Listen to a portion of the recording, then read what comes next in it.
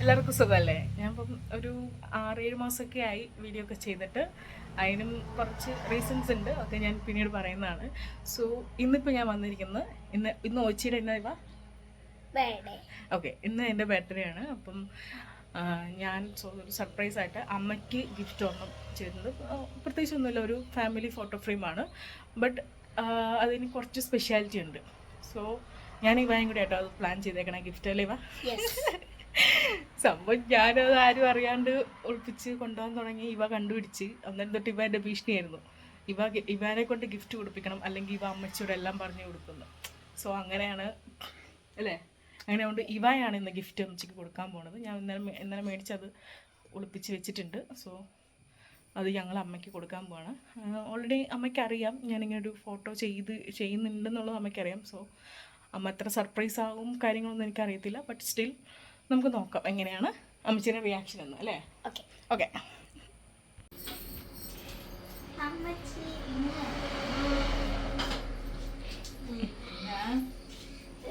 അയ്യോ സർപ്രൈസ് ആണോ? സർപ്രൈസ് ആണോ? അറിയില്ല, കണ്ടറിഞ്ഞാൽ മതി. ഓക്കെ.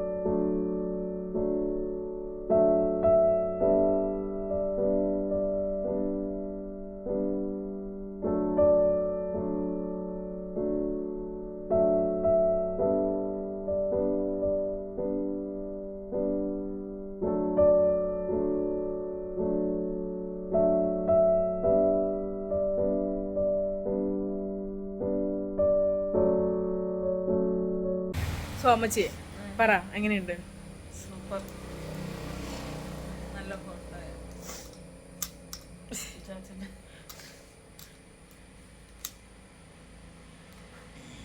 എന്തെങ്കിലും പറയാനുണ്ടോ?